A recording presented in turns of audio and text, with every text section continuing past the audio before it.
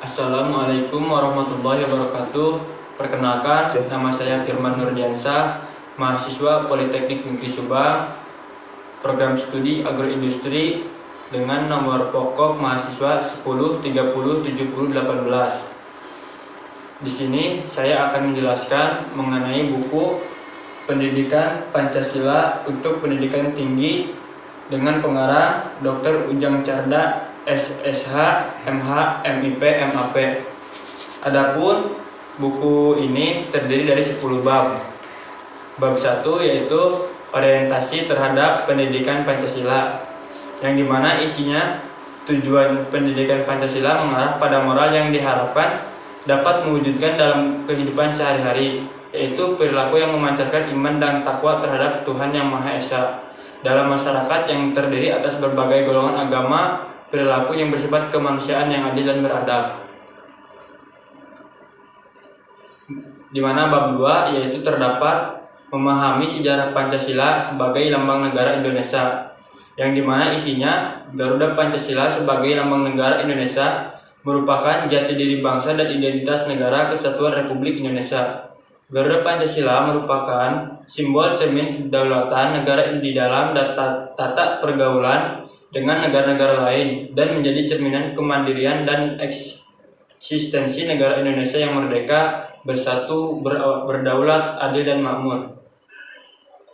Bab 3 yaitu memahami Pancasila sebagai sistem filsafat. Bab ini membahas pengertian filsafat dan Pancasila sebagai sistem filsafat, dasar filsafat dan landasan filsafat Pancasila. Yang dijelaskan, Pancasila memuat prinsip-prinsip dasar negara, berarti bahwa Pancasila sebagai dasar filsafat negara yang memuat ajaran-ajaran atau prinsip dasar saja. Bab 4 memahami Pancasila sebagai sistem nilai, etika, dan norma.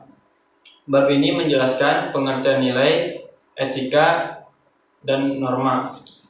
Pancasila sebagai nilai dasar fundamental bagi bangsa dan negara. Dijelaskan bahwa pada hakikatnya adalah sifat atau kualitas yang melekat pada suatu objek, bukan objek itu sendiri. Sesuatu itu mengandung nilai, artinya ada sifat atau kualitas yang melekat pada benda itu.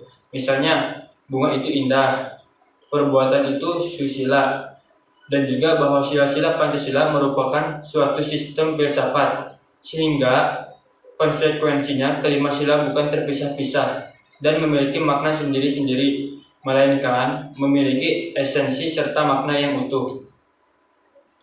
Bab 5 memahami muatan sila-sila dalam Pancasila. Pada bab ini dijelaskan mengenai hakikat, nilai-nilai, dan isi arti dalam Pancasila, serta refleksi nilai-nilai keislaman Pancasila. Dijelaskan bahwa hakikat adalah segala sesuatu yang mengandung kesatuan mutlak dari unsur-unsur yang menyusun atau membentuknya.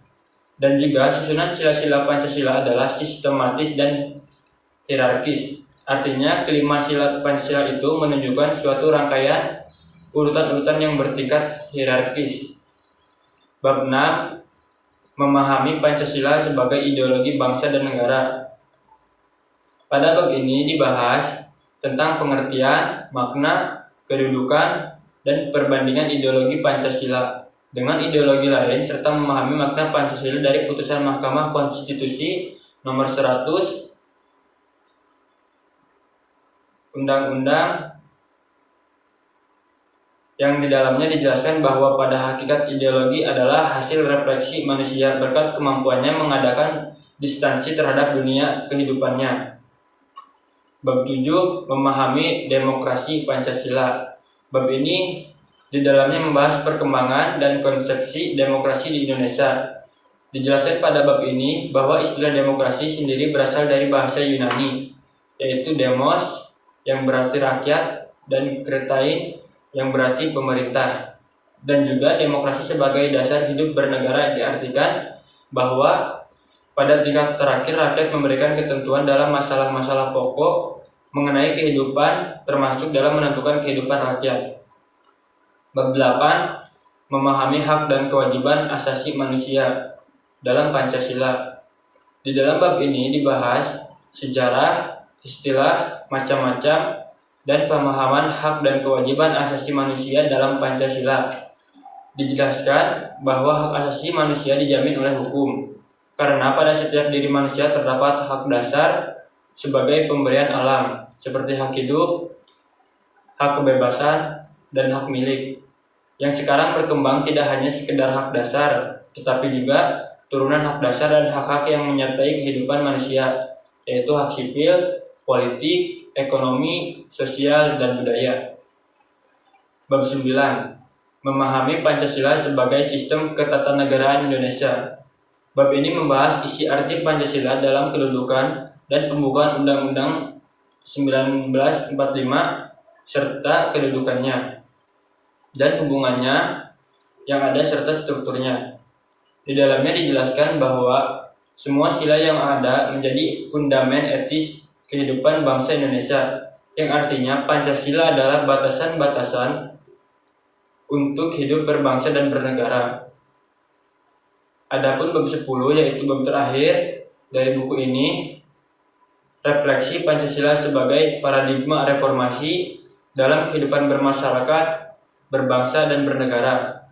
Pada bab ini dijelaskan mengenai pengertian Pancasila dengan paradigma dan hal-hal lainnya yang bersangkutan, serta eksistensi Pancasila sebagai paradigma pembangunan di era globalisasi.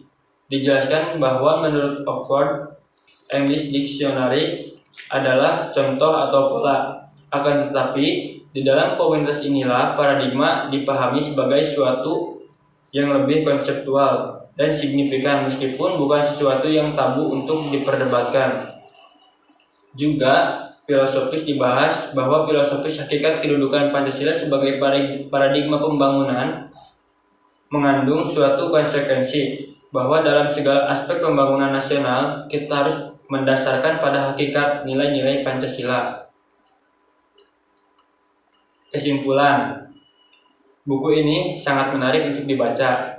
Di dalamnya itu terdapat sekali banyak ilmu-ilmu pendidikan yang dapat memperkuat dan meneguhkan basis ideologi dalam membangun peradaban bangsa secara paradigmatik dan aplikatif, serta pengimplementasian nilai-nilai Pancasila dalam kehidupan berbangsa dan bernegara. Bagi mahasiswa sendiri, buku ini bisa dijadikan sebagai motivasi untuk mendapatkan dan meningkatkan potensi dan prestasi akademik.